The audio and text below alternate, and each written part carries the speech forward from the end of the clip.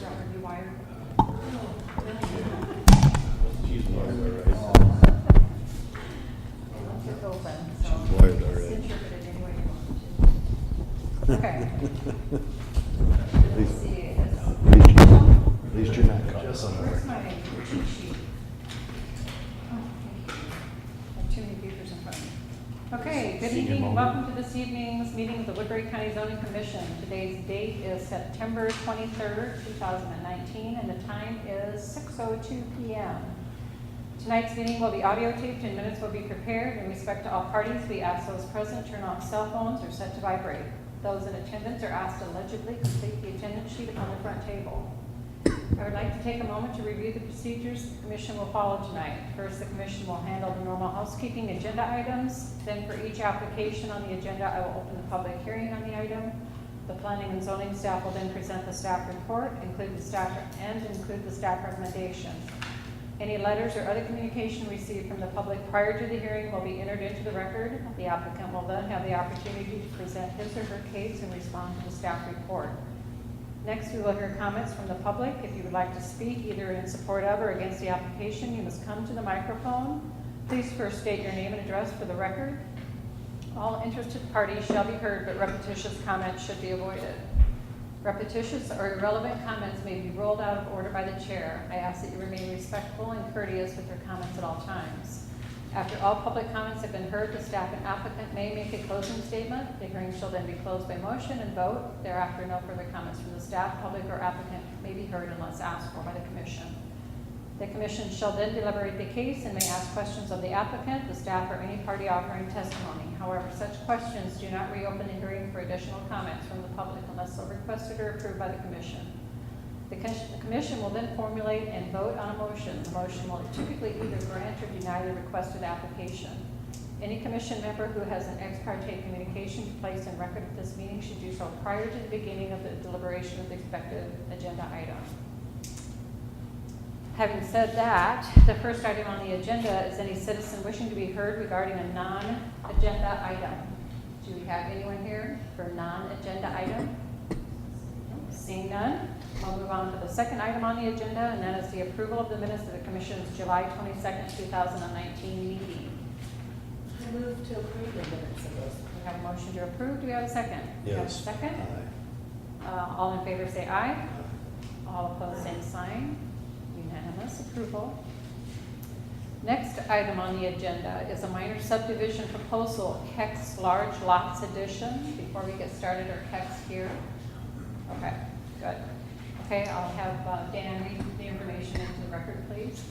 Okay, Leo and Dolores Keck and Gerald D. and Joan Ann Busselman, owners of the property located in the northeast quarter of Section 24, Township 89, Range 44, Arlington, on parcels 894424200001, parcel 894424200002, 894424200004, and 894424200005. This property is just south of 130th Street and west of Jewel Avenue. And the owner's request for the zoning commission to review and the board of supervisors to approve the proposed Kex large lot addition to Woodbury County. The proposal encompasses the creation of 2 lots, with lot 1 including 40.14 total acres and lot 2 including 80.32 total acres. The intention is to have no improvements, grading, or construction of infrastructure is planned for the proposal. It is being divided for estate purposes according to the surveyor's note. There will be a 40-foot wide ingress-egress easement which will encumber lot 1 for access to the lot 2 of 80 acres there. The property is not located in a floodplain. This is agricultural zoning.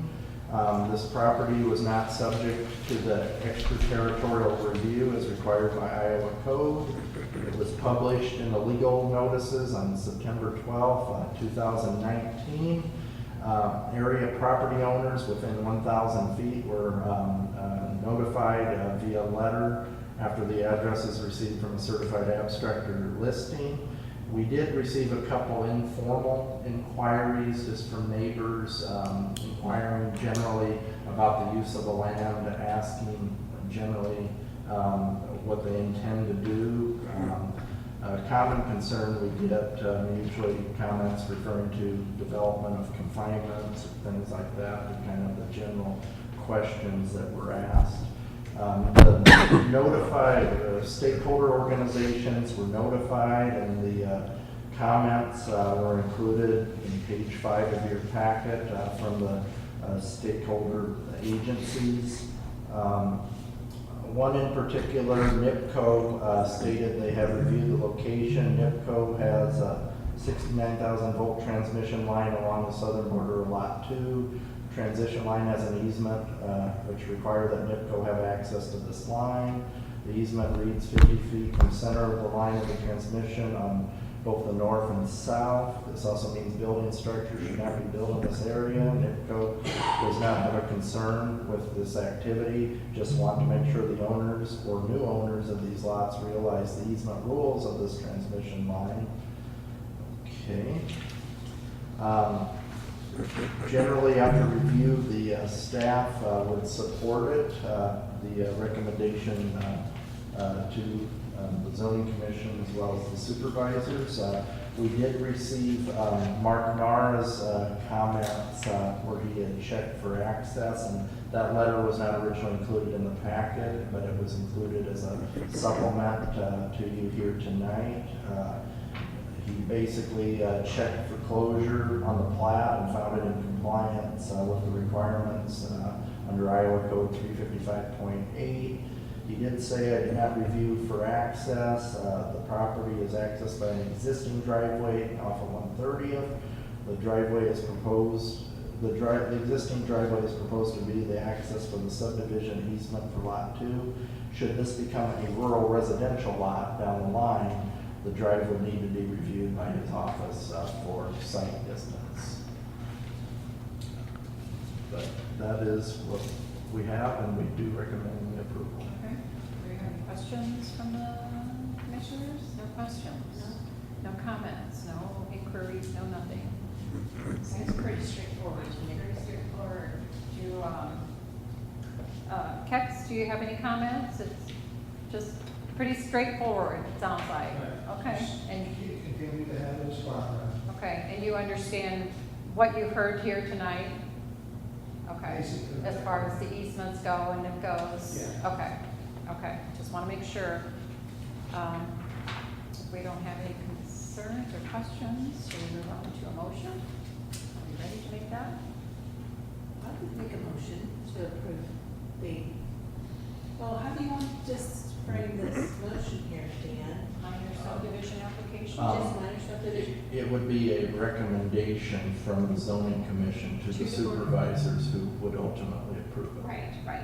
So it does not have to go to Board of Adjustment? No, this will go to the supervisors. Okay. You make a motion. I will so move that. Okay. Did you get that? I'll second it. Okay, so we have made a motion to go ahead and move forward on this minor subdivision to take it to the Board of Supervisors for their approval. So it passes us, now it's got to go to the supervisors. Okay, so we have a motion and a second, we should finalize this. All in favor say aye. Aye. All opposed, same sign. Okay, there you have it. Thank you. You're very welcome, thank you for coming in tonight. Okay, next item on the agenda. Okay. Minor subdivision proposal by J and N Stevenson edition. Norma Stevenson is here, not here? We She have- is not here. Not here, I'm here, Dale Smith, to Okay. represent her okay, if need be. okay. And we know Doug.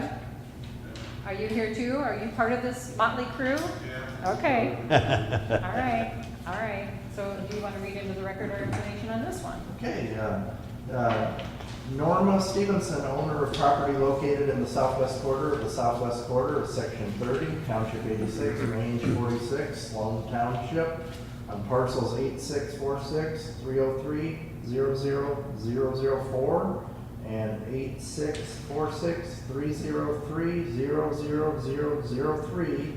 This is about 1 mile west of Sloan on 330th Street.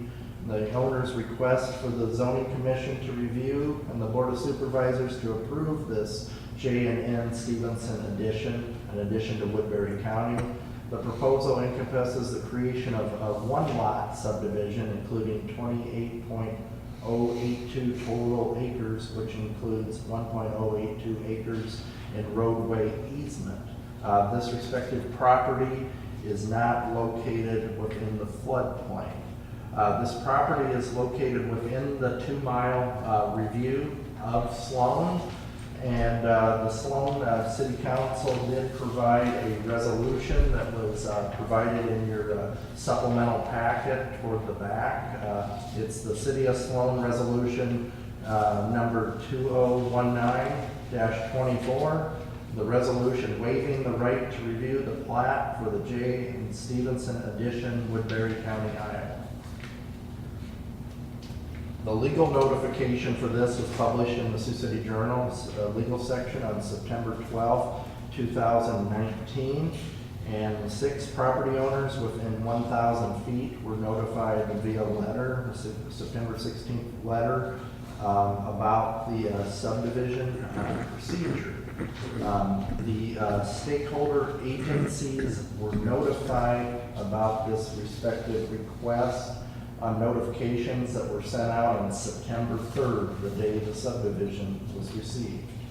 The stakeholder organizations have made comment, and I have provided supplemental material to your packet, including a statement by County Engineer Mark Nara, who reviewed the plat and checked for closure under Iowa Code number 355.8 and had found that to be in compliance.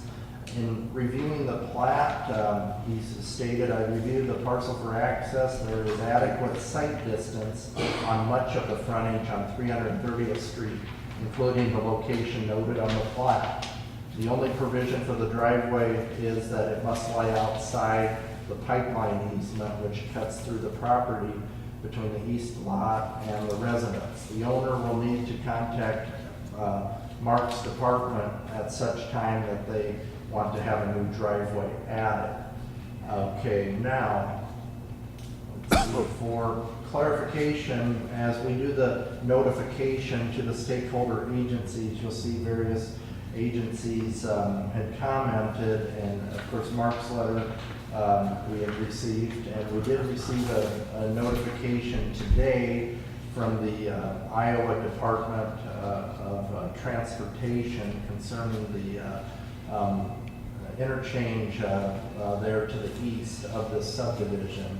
And we did notify DOT on September 3rd. We received,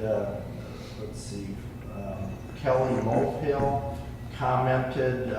We received a comment today from Kelly stating, Dan, and I'll read the statement into the record.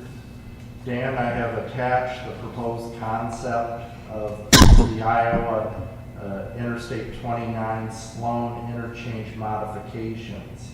In the concept, it mentions that access control will be extended out to 1,200 feet on the west side of I-29 from approximately 700 feet today. We will not have right-of-way information regarding the certainty of the current access points near stations 18 and 20, as referenced on their last page, remaining at the current locations for likely a year. It appears that the proposed access location 50 feet west of the proposed subdivision line would be near or just outside the 1,200 feet for the proposed access control. If the access was built at the proposed location west of the subdivision line, the land east of the subdivision line potentially would not have access. Our recommendation would be to center the access on the subdivision line to allow access to the east side of the subdivision line. if the land would eventually become split up. And so attached with that statement, you'll see some communications that we had with DOT. Initially, we had talked, let's see, for the record, we sent the notices out on the 6th. We received word, on the 3rd. We sent notices on the 6th. Kelly Mobile called and said, we're in the middle of reviewing. I will prepare a statement that will offer some information concerning a possible interchange project. And I contacted him around on 9/11, and they were still under the review process. Checked in on Friday the 20th, and so we received a statement today on the 23rd. And I do want to kind of mention what we looked at this afternoon. I returned the information back to Mark Nara, the county engineer, and he looked at a preliminary information that he had based on his review memo.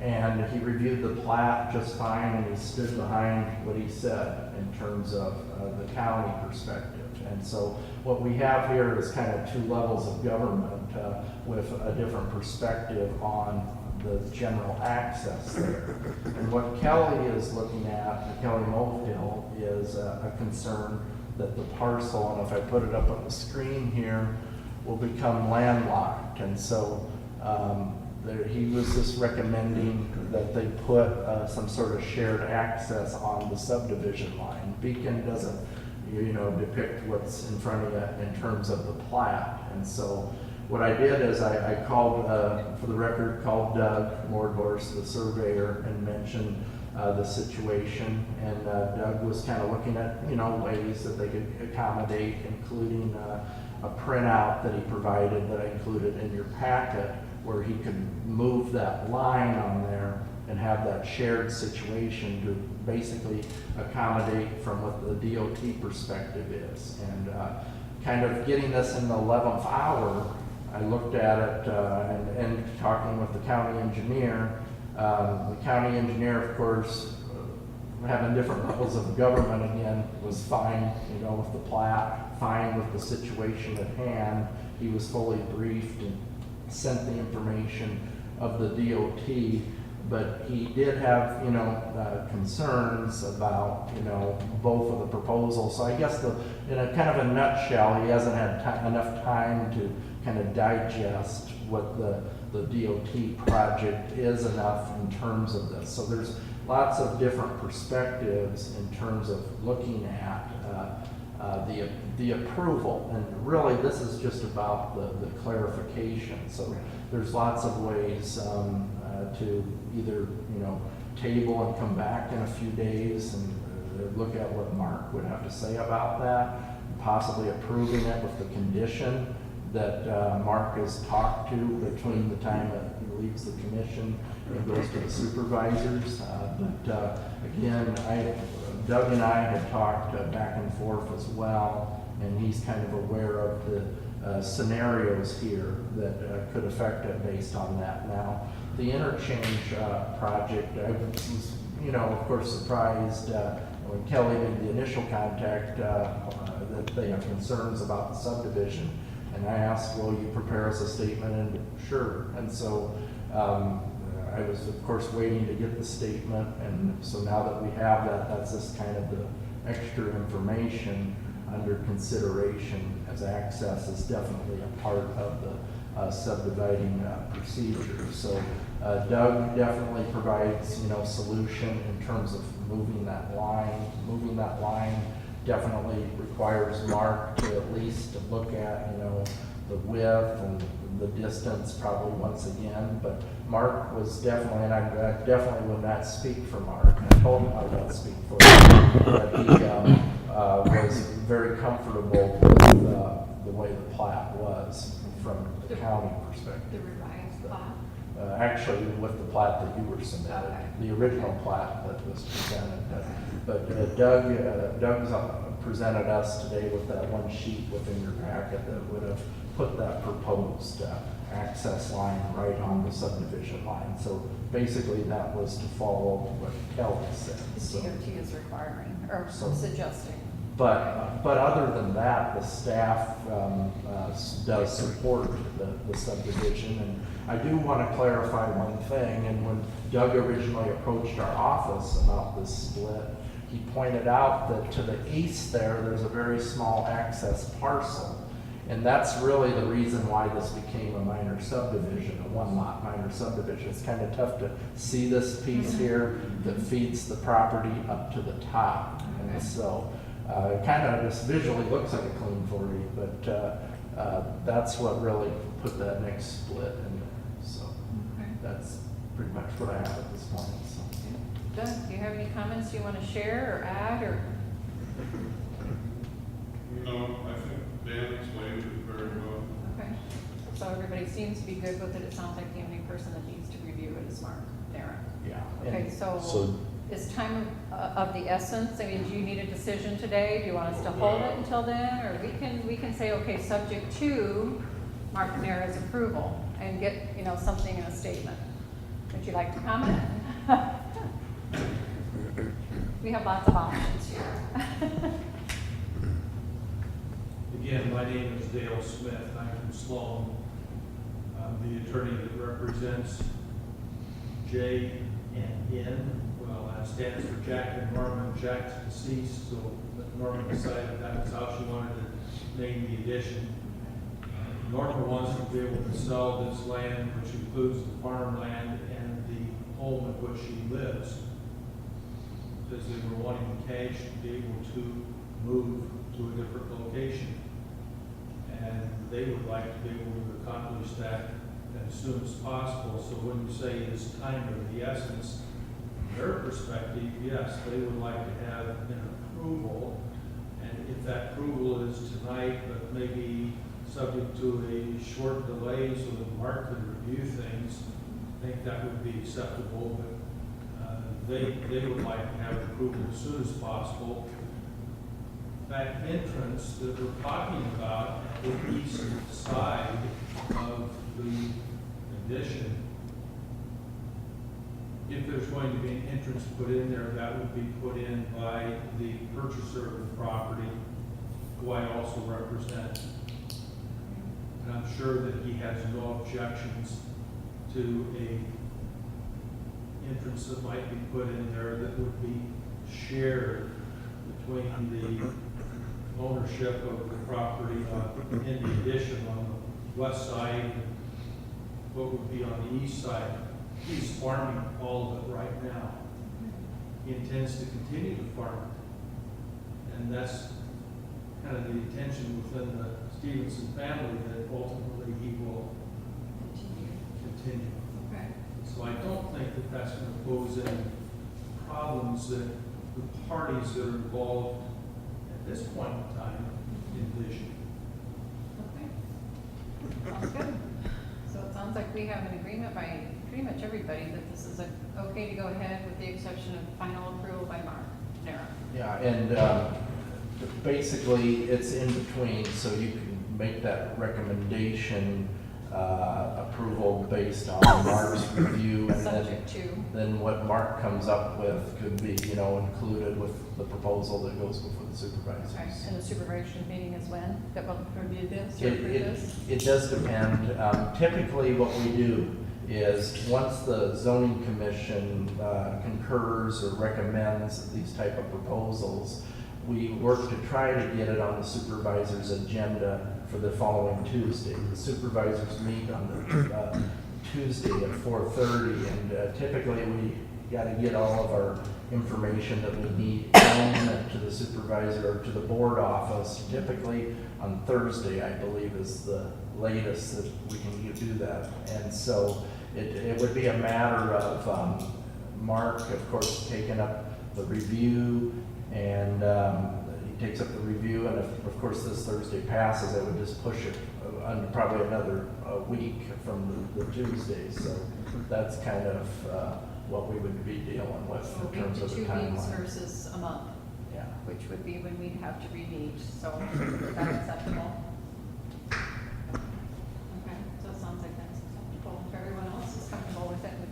So how do you want it stated? Pardon? You just want it stated so until Mark reviews it? Yes, the proposal based on DOT's recommendations, because that changes the access point of that driveway.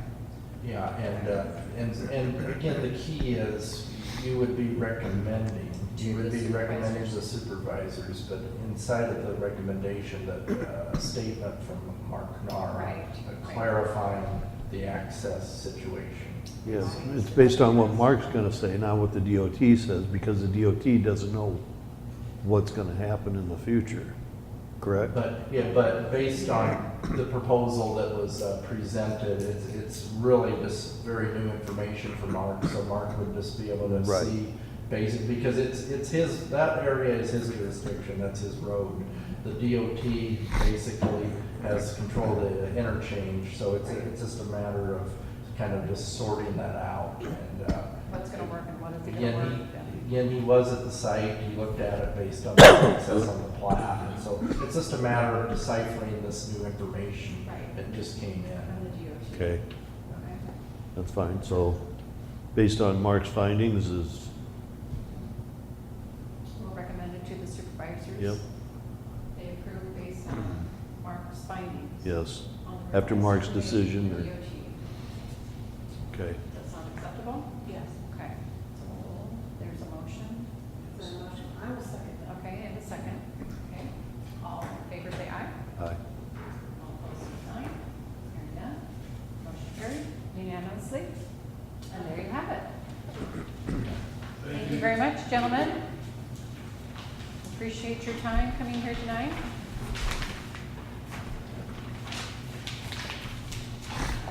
Okay, and the next item on the agenda is any citizen wishing to be heard. Seeing and hearing none, we'll move on to item number 6 on the agenda, which is commissioner comment and inquiry. And I think Dan has things to talk about. Yes, David and I, last week, I believe it was Thursday, the DNR came and gave us a presentation in the LEC conference room about future plans to look at our floodplain map that shows the entire layout of where the floodplain is. And so over the last period of time, they've been flying over using LiDAR to understand the makeup of the floodplain. And so they're going through a preliminary period right now where they're communicating with government agencies. I've been at a couple meetings at City Hall to look at the Sioux City perspective, the Bacon Creek kind of area perspective. And the one that David and I just attended was the county-wide one. And so they will have a new proposal that they will contact us early December. I think probably in one of the single-digit dates with a prelim letter saying that this is going to be the established product where we're going to start getting into community hearings, community meetings to show landowners what the layout of this proposal will be. And that will be a time, of course, that will definitely involve, we're kind of looking at logistics between where we hold some of these events out in the county or in the city, but and show people how they may be affected by these respective possible changes to the map. Now, again, I can't really speculate entirely how the map would change on the edges, but it's likely that much of it will stay the same. We know some could come out, some could come in. Through the years, people have loaned it out where they filed with FEMA to have their property removed. All of that data, all of that elevation information has been included in the DNR's research as well as FEMA. And so those two groups are working together. They have been for quite a bit of time. And so they kind of last spring sprung the news on us. And so last month, I presented, no, actually it was 2 months ago because we didn't meet, I presented you with some draft language on a floodplain development ordinance. Now, those two items can go hand in hand, and so kind of logistically, it'd probably be a good idea to consider those or run those together, because what happens is we would likely have to amend the ordinance anyway, because we gotta go in there and point the ordinance toward the new map. So it has to point toward the new firm as well. And the language that we gave you basically is a language that many of the communities have been adopting. And in the research that we've been doing and talking with the DNR, many communities have adopted this. And some communities have done incremental changes, and it really kind of depends on how it's handled. If we do, because what I gave you before kind of shows you where it can be kind of, you take this in, take this out, kind of piece it together, because much of the ordinance is the same, but I think kind of the shocking aspect of it is they rearrange it. And so rearranging it kind of makes it look like a huge change, but it's really just a few adjustments, and the one target area is kind of the conditional use aspect, where they kind of turn it over to administratively through building permits and through floodplain development permits, having the expectation to do the elevation. So they're, in a sense, kind of taking the step of going through the commission, going through the Board of Adjustment, who would ultimately make the call on the conditional use issue. However, variance issues are still something that would remain subject to the Board of Adjustment, as well as approval through the DNR. So anytime that there are things that require those type of board action, they're already going through the regulatory level of the DNR. So when we say just removing something, well, they're still being regulated. It's just they're kind of adjusting that step.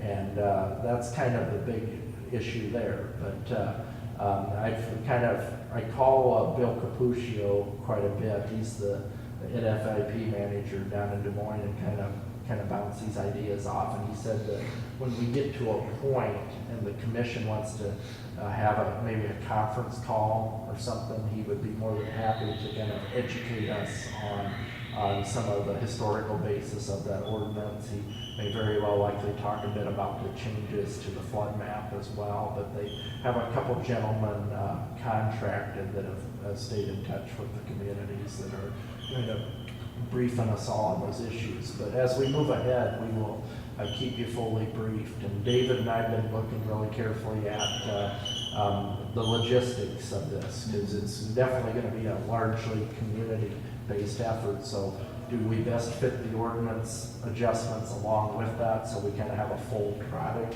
available for everybody as it's kind of being communicated. So there's a lot of input to be taken, information to be received, how people feel about those things ahead. And then of course, they'll be taken into full consideration, and especially that's part of what DNR is organized for when they have the public hearings, and they even have appeal periods built in when people feel that this map may not suit what they see as well. So that's fully designed in there. That's pretty much on that issue. Are they going to have any more meetings or educational sessions with the city or the county? Anytime At before this- they go to the public? At this point, I don't have any dates, but I think it's very likely. What happens is we get, and we were quite surprised, we get a letter saying that we're having a meeting in the LEC, and they had already kind of invited kind of key stakeholders there. That's what they've been doing, is kind of just feeling out public officials inside the communities based on, just really administering the existing ordinance, asking us if we've seen any, problem areas. It comes down to even anecdotal information. When you've seen water kind of, elevate in different places, they're interested in even that type of information and data. But we will keep you briefed. As Yeah, if there's ever a meeting like that before it gets to the public, I think I'd like to go to those. I think I'd like to be by those. Yeah, prior to, we get hit from the public, that's like, hey, we're learning it, advantageous to us. Yeah, and much of Woodbury County has the general floodplain or the Zone A, and that's likely to stay pretty close.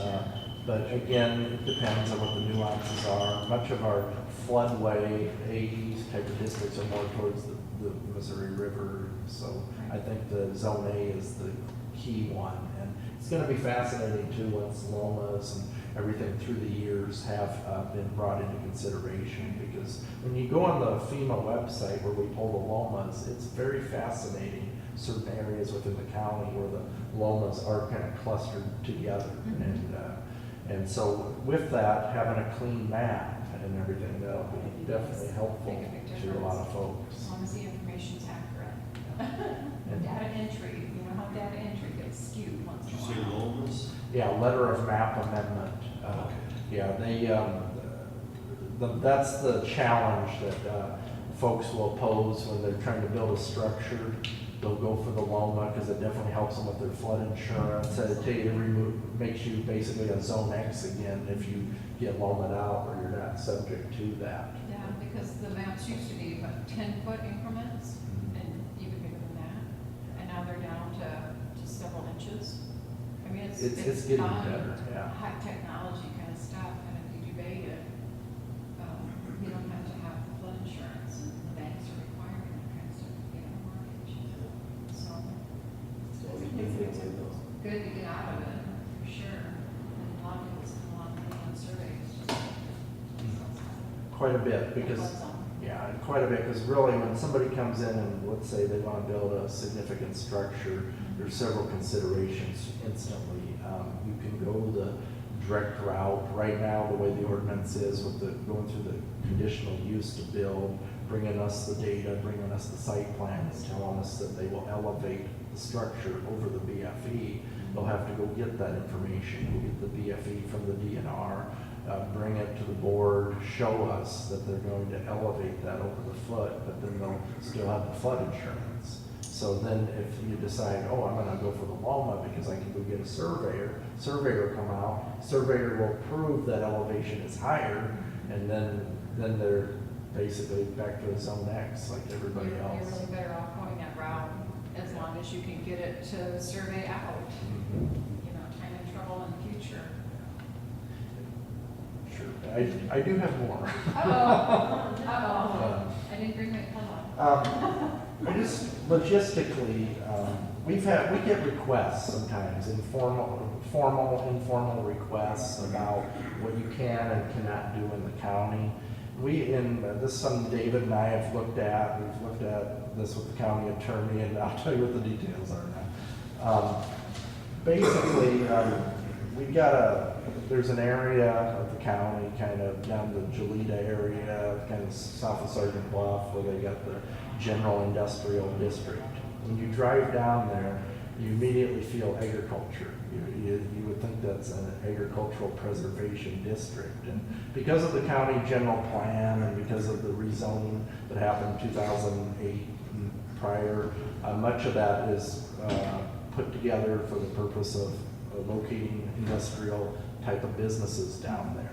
But right now, many of the folks that are farmers enjoy the grandfathering and the privileged rights of farming the land, et cetera. And so in terms of zoning, we have a request basically where an individual would like to have like a set up trap shoot type of thing, shooting type of range. And we've advised and looked carefully at the ordinance, and the table of land uses, basically that type of activity, trap shoot, says prohibited use in a general industrial. The closest thing that would allow an activity as such would be an agricultural district, agricultural preservation. However, on top of that, the ordinance makes for a conditional use permit. So if you want to have that activity, you'd have to go for a conditional use permit. So on that type of proposal, the ordinance kind of boxes in the landowner based on that type of activity. And so we're just kind of bringing it up because of kind of seeing how much latitude a potential property owner would have. talked to the county attorney's office, looked at it, is there some type of agricultural activity, a type of hobby activity, a possible personal activity, and we're kind of just run right into that type of, roadblock. And so I guess getting to the point, if somebody were in one of those zoning districts, what would be the option? How could you try to realize your dream or what you want to do there? Same as before, And so, conditional use.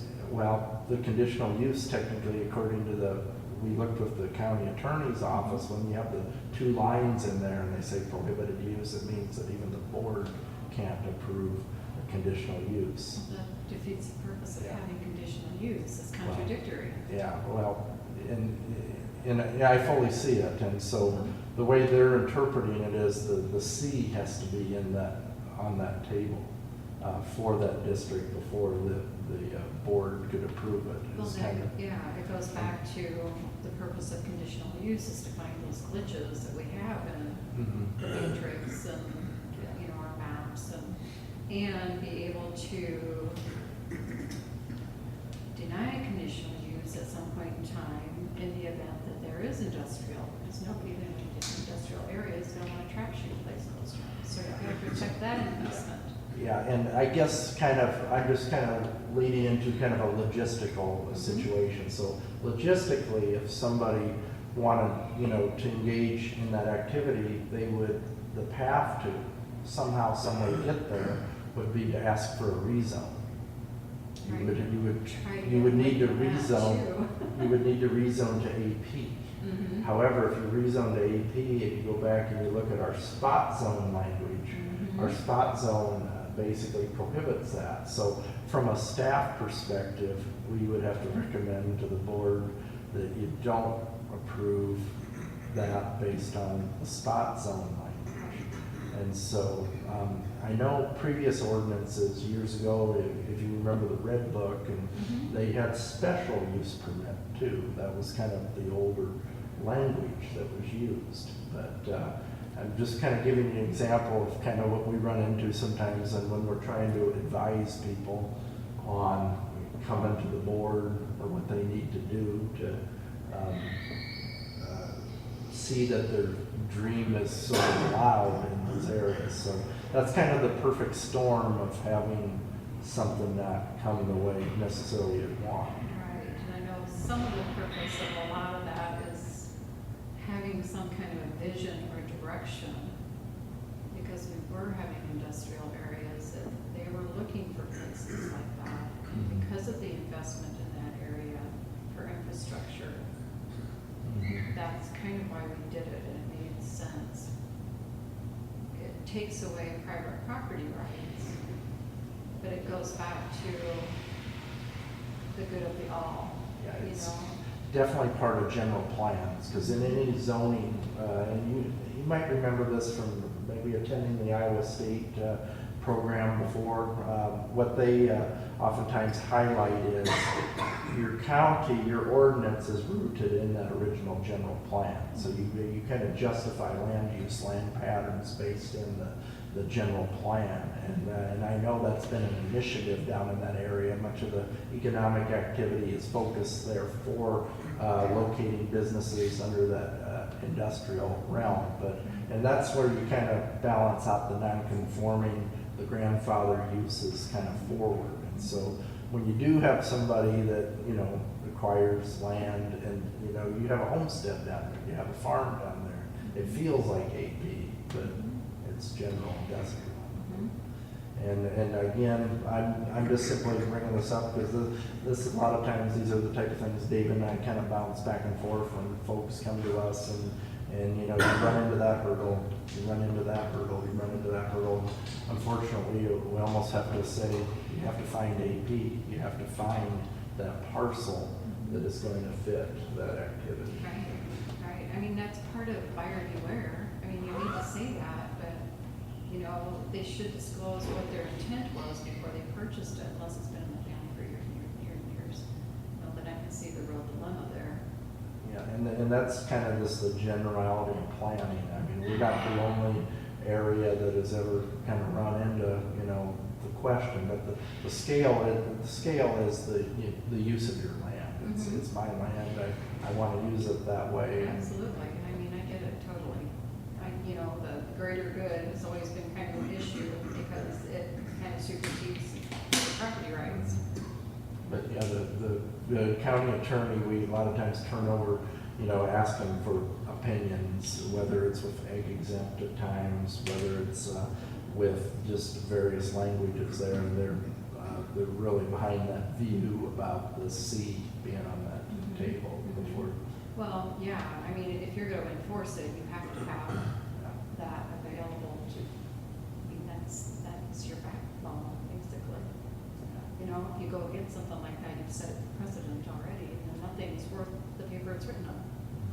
So, Yeah, so that was just kind of in general. so. Interesting. Do you get a hold of other counties that might have similar zoning, and just say, okay, do you run into this kind of thing, and how do you, I Well, mean, networking, there's a lot of networking involved, especially with the amount of growth we're seeing in all the counties. we have an association called COZO. Oh, okay.